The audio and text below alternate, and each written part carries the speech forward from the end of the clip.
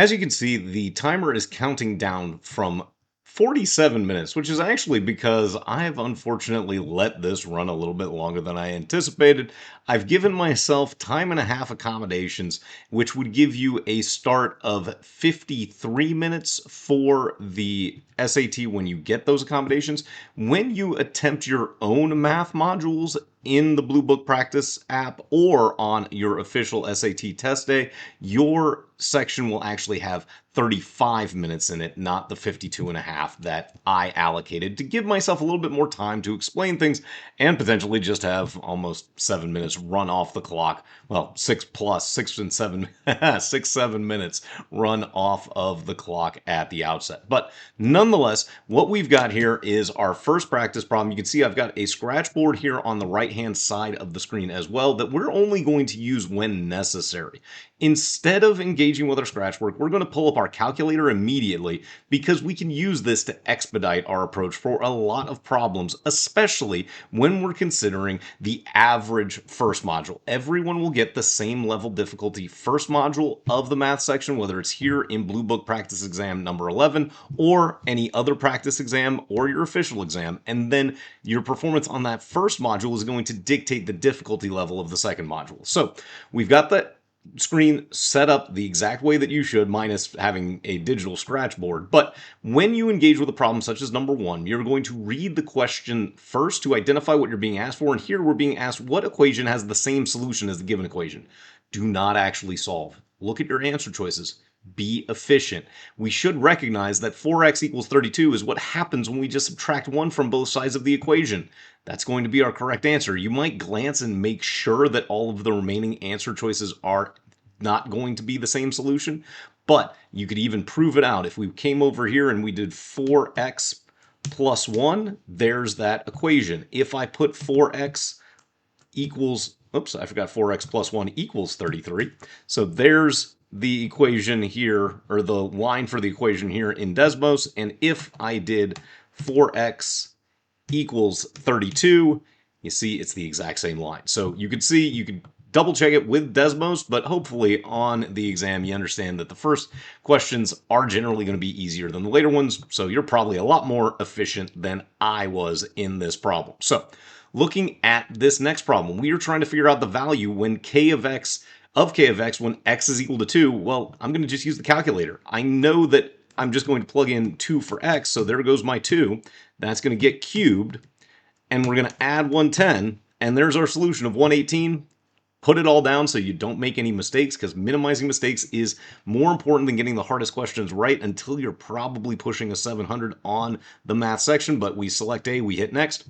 Here we've got our keypad up, and we skip to the end, and we see again we're being asked for the mean time in minutes for Robert to complete a task for the project. So I've got the table that shows the amount of time it took Robert to complete each of the 5 tasks. We should recognize that finding a mean is just the same as an average, so we're going to add up the times. So task 1 took 5 minutes, we're going to add that to task 2's 2 minutes. Task 3's 15 minutes, plus 9, and we've got 40. I'm just going to come down and then do 40 divided by the 5, and we get our solution of 8. You could use the keypad, select 8, or you can enter it with your keyboard, as it were, and we'll select next after choosing 8. Here we are being asked at the end of the problem how many 2009 premium grade log cabin pennies are in the collection. So this is more about reading comprehension than anything calculative. So we've got an equation that gives the possible combinations of the number of 2009 premium grade log cabin pennies, which is my x, and the number of 1996 select grade Lincoln pennies, which is y. So I know now that I am being asked to solve for x. And we know that there is a total of the collection that is $170 in terms of value. And there are 6 1996 select grade Lincoln pennies that each are worth apparently $11. So I should know probably that 6 times 11 is equal to 66. But once I do it, I know that I'm going to have to subtract that 66 from 170. So 170 minus 66 gives me 104. So now I know that we've gotten rid of the 11y, and 8x is equal to 104. So I just take that 104, divide by 8, And there is our solution of 13 total 2009 premium grade log cabin pennies that are in the collection. We select, well, we enter that value because there is no selection for a numeric entry. We hit next. Here we're being asked, if we skip to the end, which of the following best describes the function f? And we've got, we'll say, unconventional answer choices, little phrases as opposed to actual numbers. That means I just need to understand this conceptually. And I want to look at my answer choices and figure out how they're being presented in the first place. I should recognize that this function is clearly not a straight line. And linear just means straight line, so goodbye to choice C, goodbye to choice D. And it's not decreasing either. So our correct answer is B, increasing exponential. This is just testing your ability to understand algebra at a theoretical level. Don't overcomplicate it. We hit next, and I'll clear out my calculator as always too. So here we're being asked for which expression is equivalent to 6x plus 5x plus 4y. Well, I could have y equal x, but I don't know that for certain. So goodbye to choice A. Maybe, again, x is equal to y, but I don't know for certain, so goodbye to choice B. But if we combine like terms, we know that the way algebra works is that each x, as indicated, is the same as any other x. So if you add 5x's to 6x's, you get 11x, and you still have 4y. So there's our correct answer. You can eliminate choice D is just a misinterpretation where you accidentally did multiplication instead of addition. You can plug this into Desmos if you need to double check things, but hopefully you don't, because these earlier problems, again, should be a little bit more easily addressed. We move on to number 7. Here we're being asked, if we skip to the end and use our just kind of highlighting cursor tool, we're being asked for the degrees of angle F. I want to read carefully. But again, if I'm trying to aim especially for a higher score, I probably want to do all of this in the calculator. But if you need to take notes, you always can. Remember that the best score is the best score for you, not necessarily aiming for perfect if you don't need it. But looking at this setup, we know that triangles ABC and DEF are congruent. That means they are the same in geometry terminology.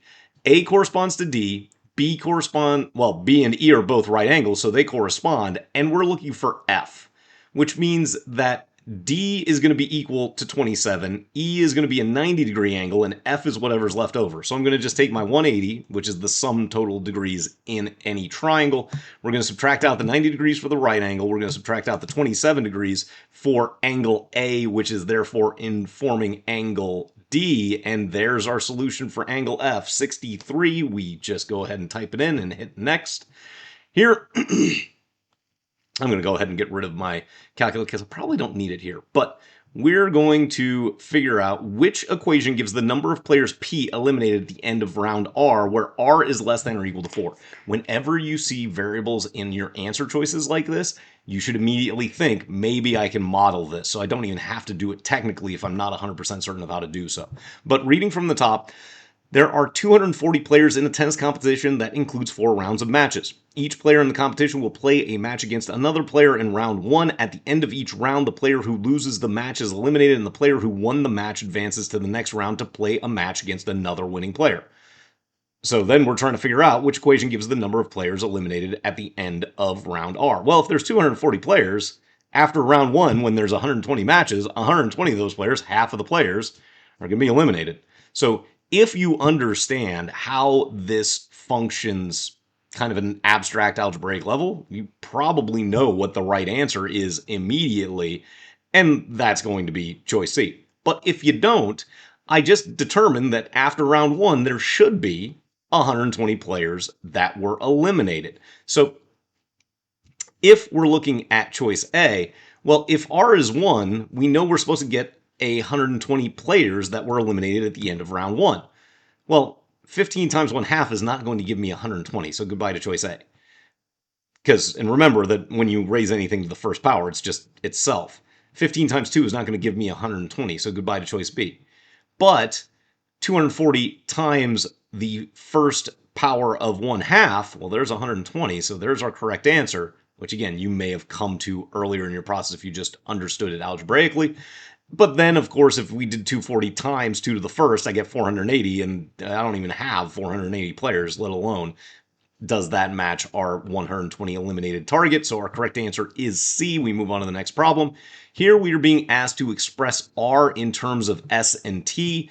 Hopefully we recognize that all we have to do is isolate for R by multiplying both sides of the equation by 38, which is going to leave us with 38 times the quantity S plus T. We're not adding. We're not subtracting. We are multiplying. We're not dividing. Our correct answer is C. Don't overthink it. Move on to the next problem. Here, we are being asked to define line J. Now, again, if you understand how this works conceptually, you probably don't need to do the Desbo stuff. But just to illustrate how we could, we know that line K is defined by this equation, y equals 6x plus 4. Okay, there's our line. And line J is parallel to line K. Okay, so that means that they will never intersect and therefore need the same slope. And if we were to plug in choice A, y equals 6x plus 5, and if we zoomed in just a hair, we see we're running exactly parallel. And that blue line, if we come up a little bit here, is going to pass through 0, 5. So our correct answer is A. If you needed to, you could test B, C, D, and confirm. But again, whichever approach you use, make sure that you challenge yourself to get all the questions you should get right, correct, and really, it's probably not going to start ramping up difficulty until at least past question 10. So our correct answer here, of course, is A. We move on to the next problem.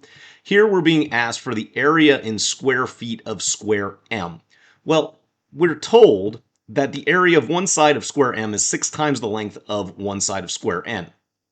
And the area of square N is 49 square feet. So we should know, and if we needed to, we could always go to the reference sheet here and identify some of our formulas that we might need for plane geometry. But you'll note, actually, a square isn't in here. But we should know that to find the area of a square, it's actually just the side squared. So, because a square by definition has all congruent sides. So I'm going to come in here and just square root 49 and discover that the area of square N being 49 square feet means that the side of square N is going to be 7, which means that the side of square M is just going to be 7 times that 6, which gives us 42.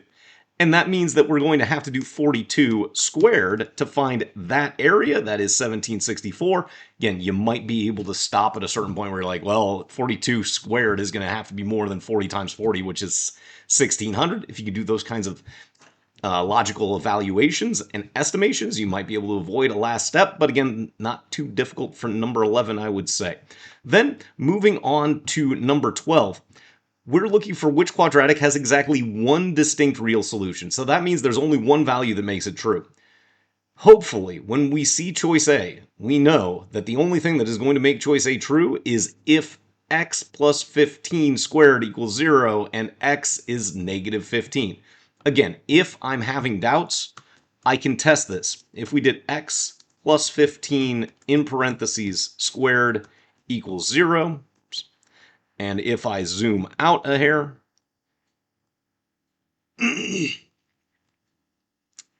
there is going to be that one solution. And if we set it up as equal to negative 45, well then, oops.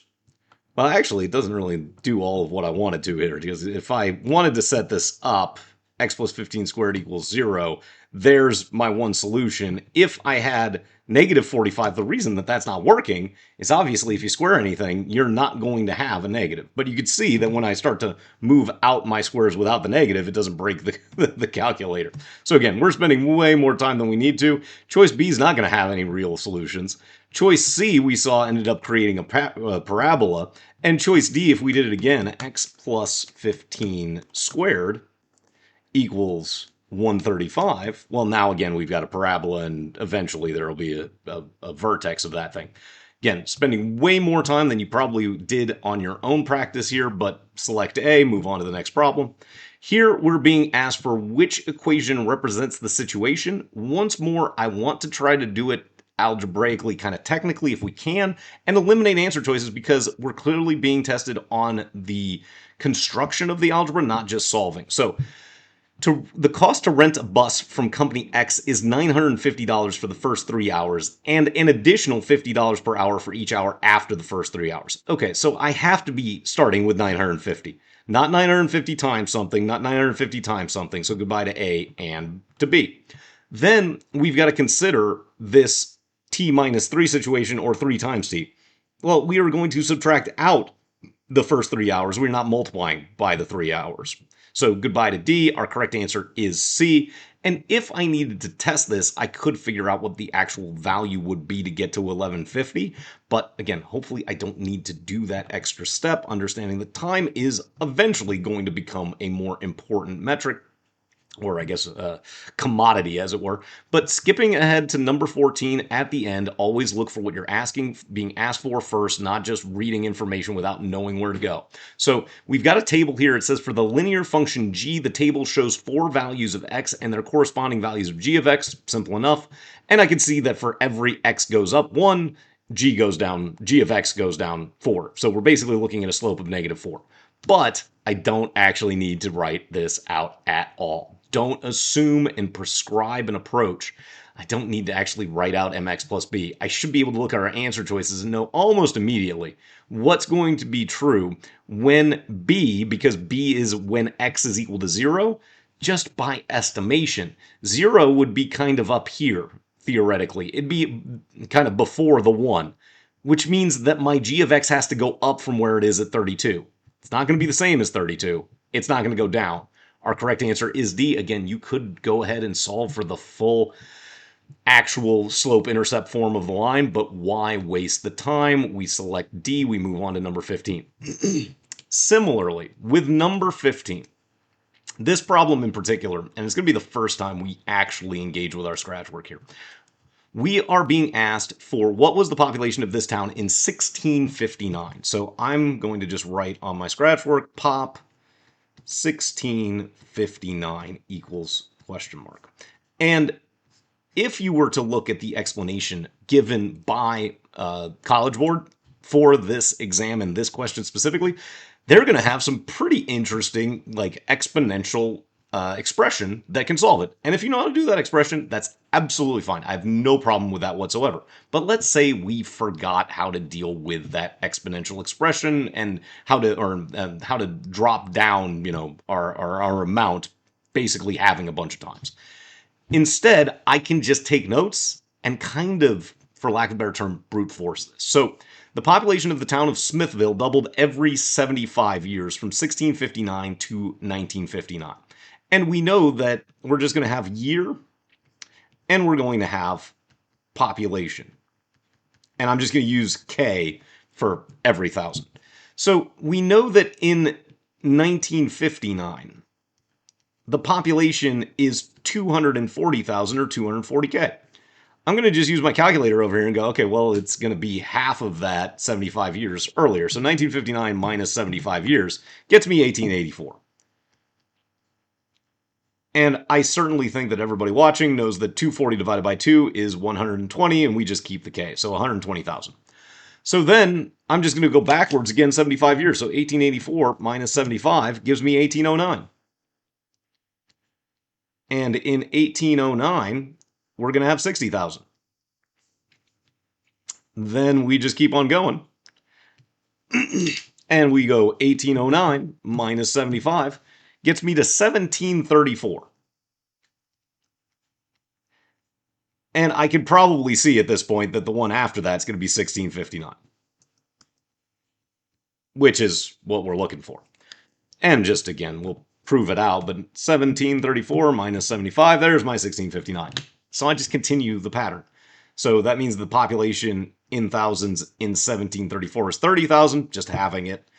And then 15,000 in 1659, because every time we basically double, and all we did was kind of guess and check it.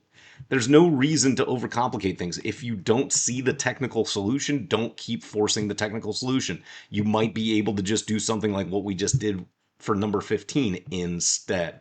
So moving on to the next problem here, number 16, we do see that there's a scatter plot and there's a line, and you can trust what is written for any plane geometry or coordinate geometry and plane geometry for that matter. Anything that's written, you can trust. So here, I'm just going to kind of track it without actually doing anything mathematic and really not even looking at the answer choices once I've skipped to the end and figured out. I'm trying to figure out the slope of this line of best fit. So I'm going to just come to where there'd be like 3, 5 as our point here. So we then from 5 go up 1, but we go over like, I don't know, 1 3/4, 1.4, something like that. So I know that I'm going over more than I'm going up, which means that my slope has to be less than 1. Only choice A is less than 1. Don't overthink this. Select A, move on to the next problem. Here, we once again have another opportunity to avoid unnecessary work. So we know that we've got these values for the f of x, and I'm going to just plug them into my answer choices and see what happens to make sure that we get what we're looking for. So when we make 24 our value for x, that zeroes out these first two options. And when we zero out 24 minus 24 for choice A, that's going to be 0 times, and that's -6, but it doesn't really matter, and it's going to become 4. But it says that f of x is supposed to be -8, so goodbye that.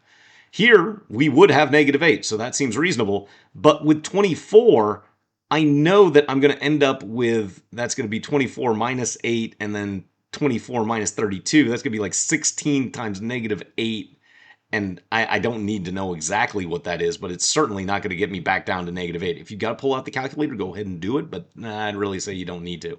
And then same thing here with choice D.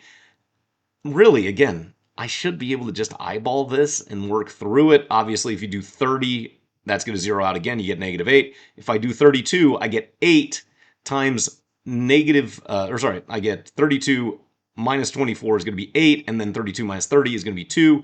16 times, 8 times 2 is going to be 16. 16 minus 8 is going to be our 8. So just plug them in. Don't overcomplicate this. It could be what I like to call an engineer breaker if you're not careful. Here, I'm just going to write on the board what we need to know as the equation. So if we're looking at the circle in the coordinate plane, we know that that's going to be x minus h squared plus y minus k squared is equal to r squared. So where hk is the center of the circle and r is the radius of the circle.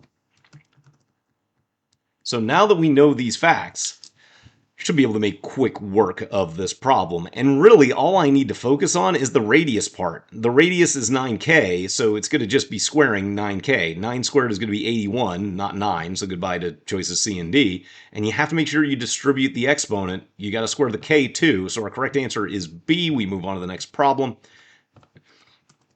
We'll clear out the scratch work there as well. Here, if we skip to the end, we're being asked which of the following is closest to the estimated mass in quadragrams of each M-type star in this cluster. Okay, no real idea what this means, but I'm going to have to look for the mass. And I'll write that down over here just for ease of reference, partly because I feel like my scratch work is getting kind of lonely. So mass of each M-type star. So we'll just box that off for clear reference here. So a certain open star cluster contains M-type stars and K-type stars. Wonderful. And the estimated total mass of M-type and K-type stars in this open star cluster is 127, not 72, 127,882 equals the total. And I'll just say QG for quadragrams. So that's the total mass. And then it says that the graph shows models, or the graph shown models the possible combinations of the number of M-type stars X and the K-type stars Y. So if we had all K-type stars, I've got somewhere between 130 and 140 K-type stars. If we have all M-type stars, I've got somewhere between 150 and 160 M-type stars. So then we know that the all M-type stars have the same estimated mass and all K-type stars have the same estimated mass. So let's just max out M-type stars. And that's going to be equal, I kind of think that it's about 158. Again, not perfect, which is why we're being asked for closest to the estimated mass. But this certainly what the calculator is made for. So we're going to come over here. We're going to take that 127,882. We're going to divide by 158. We get 809.37. Seems closest to 811. Don't overthink it again. Trust what's written. Think critically about what you have to do before you do it. That really is the kind of main thing that they're testing with the SAT as it exists these days. It's the understanding of the logic of the math, not just can you plug stuff into a calculator. Then moving on to the next question, number 20. Thank you for watching this Bluebook explanation video that is hopefully helping you on your SAT journey. If you enjoy the tips that it contains, please consider liking the video or subscribing so that you can be notified when new explanation videos for high school admissions exams are produced by MyGuru. Also, please consider becoming a MyGuru high school level member so that you can get early access to new ACT, SAT, pre-ACT and PSAT explanation videos, as well as access to exclusive members-only full section explanation videos. In the meantime, let's get back to this explanation. We should be able to look at the answer choices and see we're going to deal with sine in some fashion, sine and cosine. Again, indicating we've got light trigonometry. So we're being asked for the length of QS. And we can see we're being asked to focus on Q, and we only have one known length. It's 18. And so if we were dealing with the cosine of Q, that would be QR over QS. I don't know anything about QR or QS because, of course, we should remember that sine is equal to the opposite over the hypotenuse. Cosine is equal to our adjacent side over the hypotenuse. And our tangent, which isn't an issue here, is equal to our opposite side over the adjacent side. So now we know that we're dealing with angle Q. So the sine of Q is going to be equal to the opposite side of 18 over the hypotenuse of QS, which is what we're looking for. So I'm going to just multiply both sides by QS. And I'll actually just kind of move this guy up a little bit, give me a little bit more room here, understanding that we know probably how all of this is going to work in terms of that light trigonometry that we talked about. So then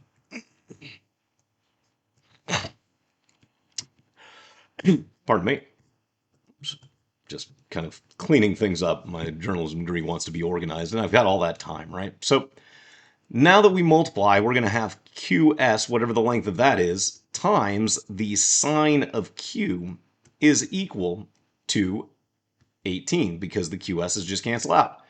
And then we're just going to divide by the sine of Q. And when we do that, we get that QS, the length of it, is equal to 18 divided by the sine of Q. And so we just look for an answer choice that matches that. Of course, choice D does indeed match exactly what we're looking at. Try not to get intimidated by an individual question. Just write out what you know, and you might be surprised what you're able to come up with. So we'll just clear out the scratch work, move on to our next problem here. And once again, we're going to skip to the end, figure out what we're being asked for. And in this case, we're being asked for the value of A. We've got a numeric entry. And if you have any hesitation or running out of time here, you very well may decide to skip over this question just because there's no way to back solve or model or logically estimate. But again, we've got plenty of time thanks to me starting with our time and a half accommodations, but we're being asked for what A is equal to. Just write that for clear reference. And then we've got, for a particular car, the linear function f gives the predicted power and brake horsepower for engine speeds between 1,000 revolutions per minute and 6,000 revolutions per minute. So I'm going to just write that inequality up here technically. So we know that our RPM is greater than 1,000 apparently, but less than 6,000. And according to the function, the car's predicted power is 433 bhp at an engine speed of 3,331 RPM. So if RPM equals 3331, then we know that the bhp is equal to 433. Pretty ugly 3 there. Let's fix that. There we go. And then we learned that at 4,500 RPM, so if RPM is equal to 4,500, then our bhp is equal to 600. So then we've got the equation f of x is equal to 1/7 the quantity x minus a plus 433. Where x is the engine speed. So this right here, the 3331, is my x, or my 4,500 is my x. And then the f of x is the bhp. So that's going to be my f of x here, and my f of x for the second equation. So I'm inclined to stay away from the one that already has the same value there, just in case something weird happens. But if we just consider our second equation, we know that the f of x value is 600. So 600 is going to be equal to 1/7 times, well, my x is 4,500 minus a plus 433. So we'll just subtract 433 from both sides. And again, you can use the calculator, but I'm confident that that is 167. And that's going to be equal to 1/7 times 4,500 minus a. So once again, I'm going to multiply by 7. This time I'll bring in the calculator. I'm like, I don't want to do 7 times 167 on the fly. Although again, it's probably easier than you'd think. So 7 times 167 gives me 1169. So we've got 1169 here is now equal to 4,500 minus a. I'm going to add a to both sides. I'm going to subtract my 1169, subtract my 1169. We discover that a, and I'm going to just do it over here with the calculator, 4,500 minus 1169 is 3331. So what you may have determined on your own as being correct, knowing that the 3331 was going to cancel out in the other equation, you would have been correct. But always be careful, because the exam does sometimes have little traps. But of course, we'll put in as our answer here our 3331, and we hit next. And lastly, we've got a problem asking for the number of distinct real solutions here. Repeat that thing there. I don't know why I'm clearing it out. I don't really need it. But we're trying to figure out how many solutions this has.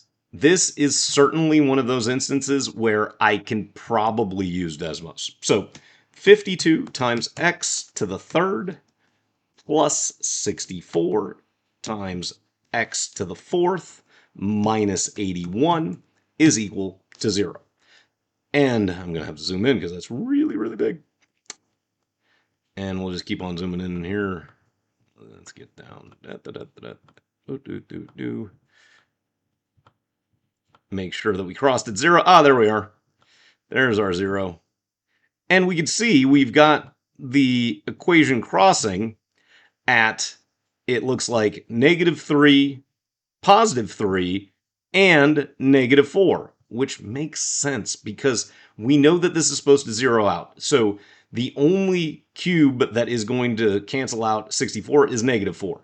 And if I were to reduce this down, I'd actually have a difference of squares. So just so you can see it, since again, we've got 13 minutes left on this, if we did x to the fourth minus 81, and we factored it using the difference of squares, we're going to have x squared plus 9 times x squared minus 9.